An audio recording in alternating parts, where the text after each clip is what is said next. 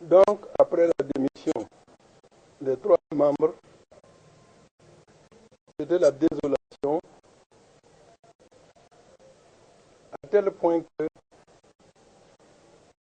les fidèles de Bobo ont constitué une mission pour venir les supplier de ne pas faire ça. Ils sont venus, les plus anciens, leurs savants, les imams, le président et tout. Ils sont venus pour leur demander pardon. Ils n'ont qu'à revenir. Pour ne pas susciter l'inquiétude des autres, nous n'avons pas tenu la réunion à la grande mosquée. On est parti à une petite mosquée sunnite qui est dans le quartier où vivait le vieux Aboubakar Kanazoui. Donc, c'est là-bas qu'on a reçu la délégation de Bobo et donc les démissionnaires et puis moi. Les gens nouveaux ont dit ne faites pas ça au mouvement sunnite. Ils ont exposé tous leurs arguments et on leur a donné la parole. Ils ont tous pris la parole et Issaka Kabore, qui est présent ici, dans la mosquée, a été le secrétaire qui a noté, qui a fait le PV ce jour-là. Et donc, il sait ce qui a été dit. Et moi, je me souviens de ce qui a été dit. Il dit ça, Sindé ne s'est pas privé de me vilipender, de me traiter de tous les noms, pour finir dire que lui n'est pas d'accord. Tous les 3 étaient donc de cet avis. Dans le PV, vous verrez qu'il a dit que si tu veux chercher un menteur comme Suleiman, si tu veux chercher quelqu'un qui sait manipuler comme Suleiman, comme un boulanger mélange la farine, un mélangeur comme un boulanger mélange la farine, il ne faut pas laisser Suleiman, et tatata et tatata. J'étais dépassé. Venant de CNB, mon ami d'enfance, depuis qu'on avait l'âge de 12 ans, mon vice-président, pendant 15 ans, je me suis laissé tomber à la renverse. Et le vieux patriarche Boussamba, qui avait presque la centaine, a dit laissez-le coucher. Vous n'avez pas entendu ce que le hadith a dit. Quand tout le monde a parlé, on m'a dit lève-toi, c'est à toi maintenant la parole. On t'écoute. Moi, j'ai tout simplement dit, j'ai entendu ce qu'ils ont dit. Je n'ai rien à dire. Voilà quelle a été ma réponse. Le vieux patriarche, qui est très rusé, a quand même dit, de toutes les façons, comme c'est toi le président, c'est toi qui as tort. Lève-toi, serre-leur la main et demande-leur pardon. Et j'ai fait quoi? Je me suis levé, ils ont négligemment attrapé ma main en disant de toutes les façons on serre la main mais on n'est pas d'accord. Voilà comment ça s'est terminé et les gens de Bobo étaient déçus. Ce jour-là, CMD a dit, de toutes les façons, tant qu'il y aura Suleiman et l'imam Chouaïb dans le groupe, lui ne reviendra pas dans le bureau. C'était clair et net. Il ne voulait pas de moi, il ne voulait pas de Chouaïb aussi. Il y avait quelque chose de caché pour Chouaïb, mais je ne vais pas entrer dans cette considération. Il voulait remplacer Chouaïb par quelqu'un d'autre. Et nous avions deviné qui c'est. Donc les gens de Bobo sont rentrés déçus. Et c'est à peine si on ne les traitait pas de munafiques. Bon, l'imam Chouaïb qui, lui, sachant qu'il était lui aussi attaqué, dans les prêches, il ne leur faisait pas de cadeaux. C'était des déserteurs, c'était des munafiques, c'est des quoi. Bon, donc c'était une atmosphère vraiment triste. Jusqu'à ce que Idriss Semdé obtienne une bourse pour aller faire un stage en France. Je ne sais pas si ce n'est pas en 81 ou 82. Toujours est-il que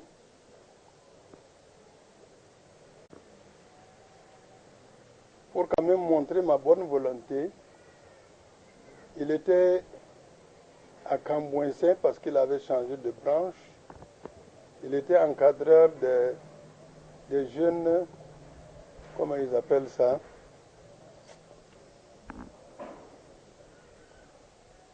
Bon, il y a un nouveau truc qui était sorti pour les jeunes agriculteurs, quoi. Voilà. Donc, il était formateur des jeunes agriculteurs et il était basé à Cambouinsin. Alors, son premier garçon est né là-bas, mais je suis parti à son baptême. Bien qu'ils n'étaient plus du bureau.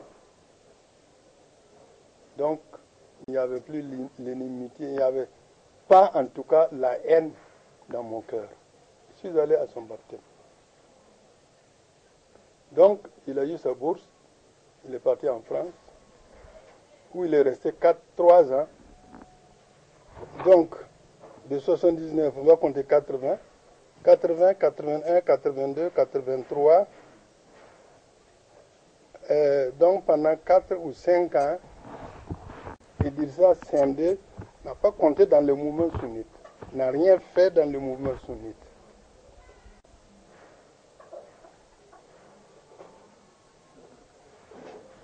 Nous sommes restés comme ça.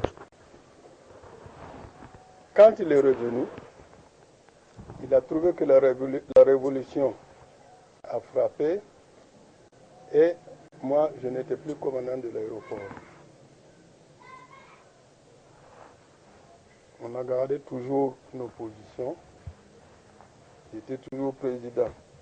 Et lui, il était démissionnaire du machin.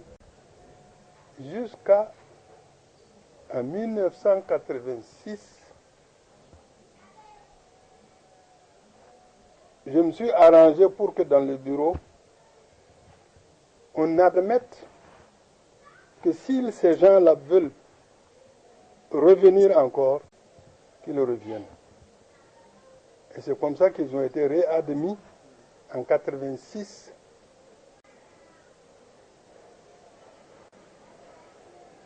Donc, on a accepté qu'ils reviennent au bureau. Sans qu'il n'ait fait de demande.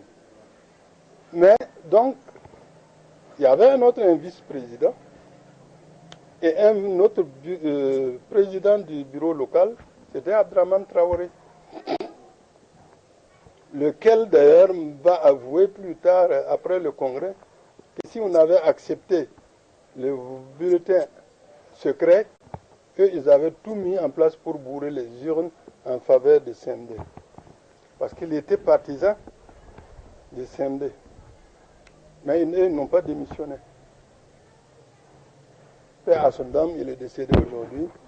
Bon, si ça avait été fait quelques années plus tôt, il allait témoigner. Ce qui est sûr, Issaka Kabore, qui est là, présentement, est au courant de tout ça.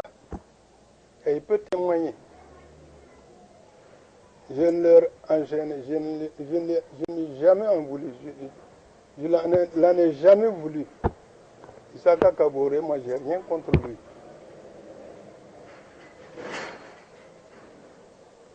Donc, on est resté comme ça. jusqu'à... Et là, on va revenir en arrière. Pendant l'absence de Idrissa Seck, il y a eu l'avènement du Tablir. Les gens du Tablir, moi j'étais à mon poste à l'aéroport.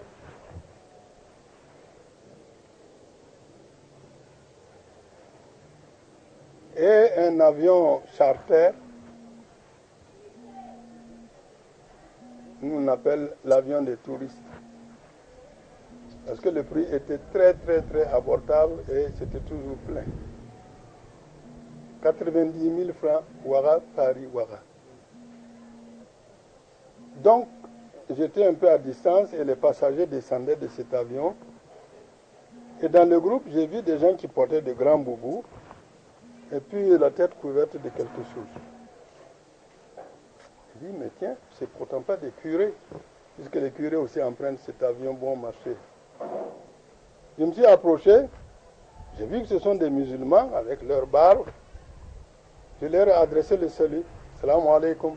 Ils ont répondu wa alaikum salam wa rahmatullahi wa barakatuh. Mais je me suis tenu là et je les regardais. Ce sont des passagers. Moi, je suis à mon poste de commandant. Je les ai suivis quand même. Ils ont fait leur formalité à la police et je les observais. Ils sont allés à la douane. Ils ont fait sortir leurs bagages. Je les observais. Et comme ils avaient l'habitude, ils ont rassemblé les bagages et ils ont entouré leurs bagages et ils faisaient invocation. Quand ils ont fini, moi je me suis approché d'eux, j'ai dit, vous attendez quelqu'un? Ils ont dit non. Vous voulez aller à l'hôtel? Ils disent non, et ils ne descendent pas dans les hôtels. Et ils sont des musulmans venus de France pour prendre contact avec les musulmans voltaïques. J'ai dit, vous descendez dans les mosquées. Dans quelle mosquée vous voulez descendre? Il dit, ils ne connaissent pas la ville, dans n'importe quelle mosquée. Bon, moi j'ai ma mosquée à Zangouetin tout près. Je veux leur rendre service. Je leur dis, attendez-moi. Je suis allé au bloc technique prendre ma voiture, venir faire 2 voyages pour les descendre à Zangouetin. Si ma mémoire est exacte, c'était un vendredi. J'ai dit à la mosquée, si l'imam arrive, dites-leur que c'est moi qui ai amené les étrangers, ce sont des musulmans venus de France. Je suis retourné au service pour revenir maintenant pour la prière de vendredi. Quand on a fini de prier, effectivement l'imam a annoncé nos frères musulmans de France et on leur donne la parole pour saluer les gens. Leur porte-parole ce jour-là, c'était un certain Younous, un Tunisien, Younous Lili.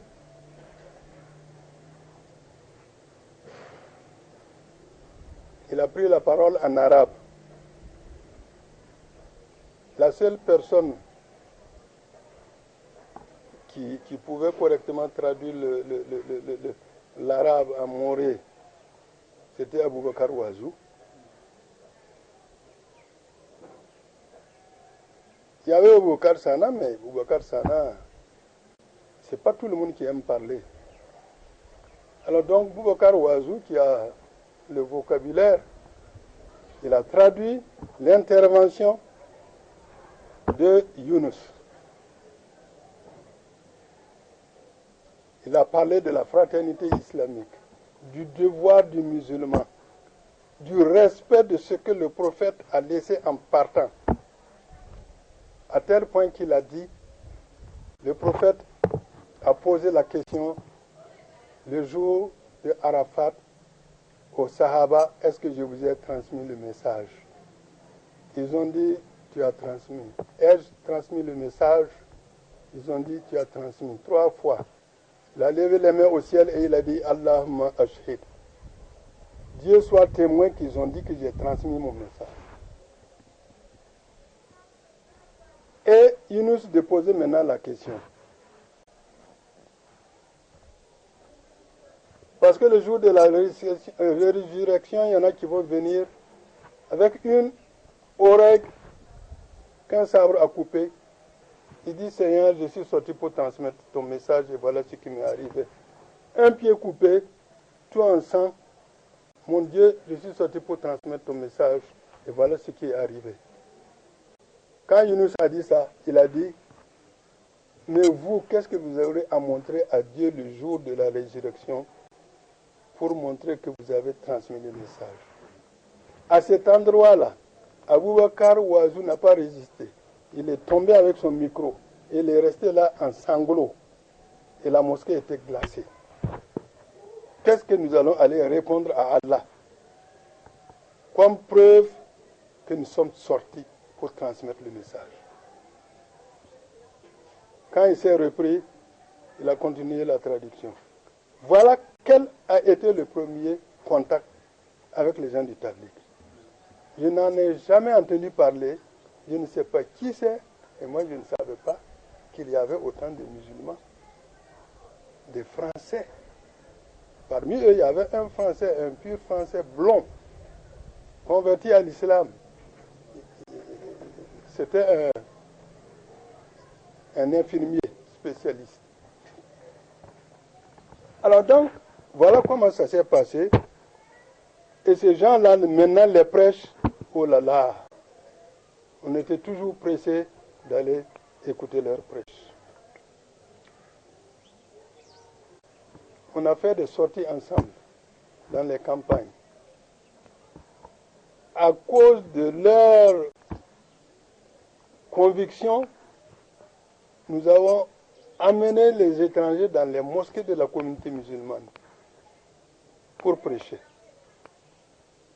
Et c'est dans cette communauté musulmane, dans la mosquée, que Yunus il a parlé une fois du gris-gris. Comment lui, il a convaincu un Sénégalais qui portait du gris-gris que ça, c'était interdit dans l'islam. Aucun sunnite ne pouvait aller poser de ça à la grande mosquée. Ces étrangers-là sont venus et ils ont parlé de ça. Voilà. Lorsqu'ils partaient,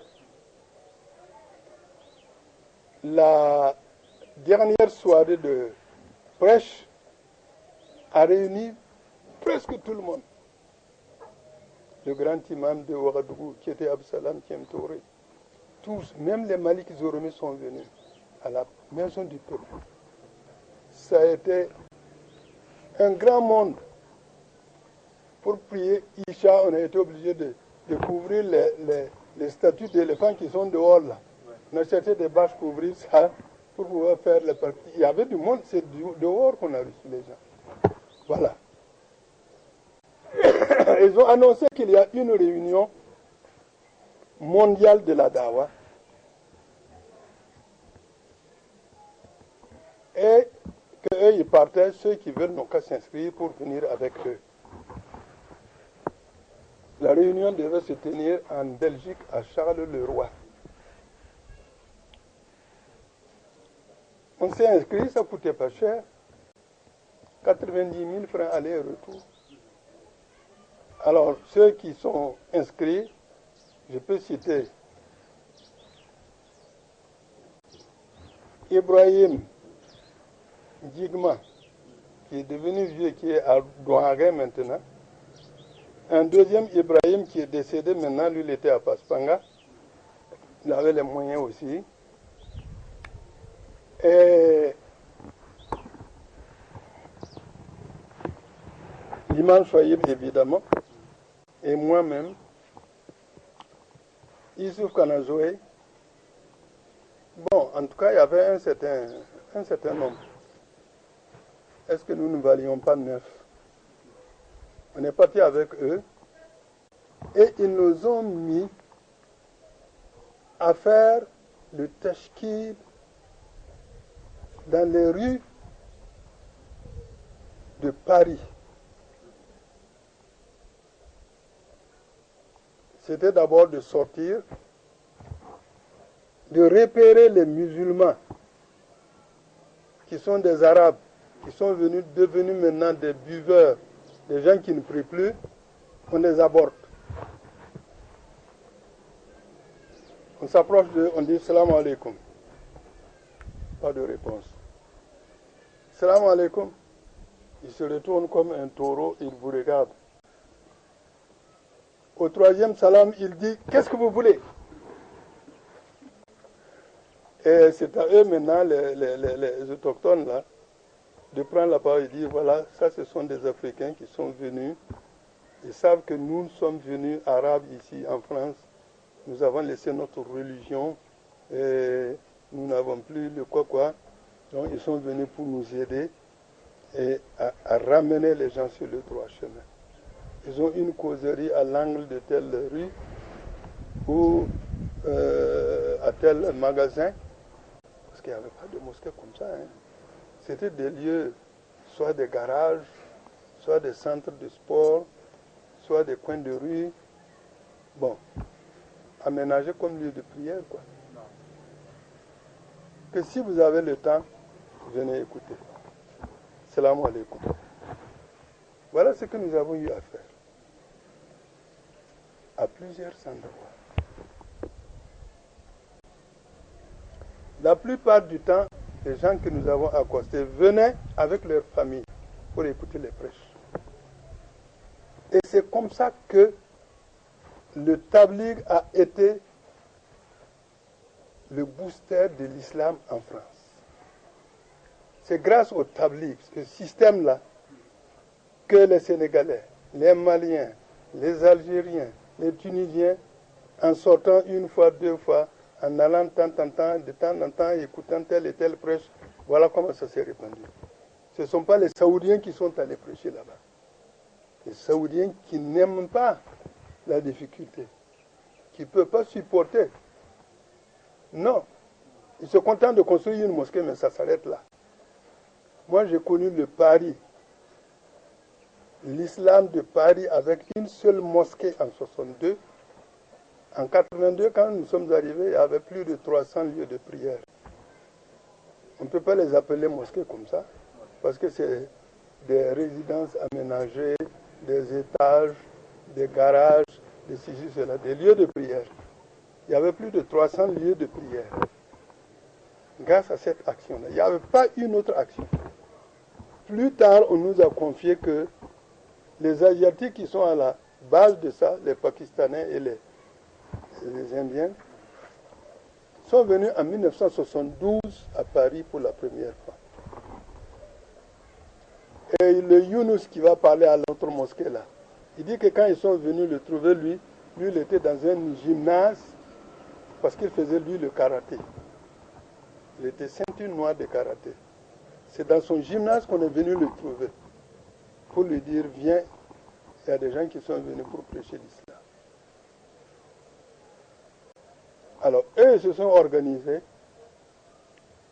travailler un certain temps et sortir un certain temps pour prêcher. Et c'est comme ça que la ville de Clermont-Ferrand,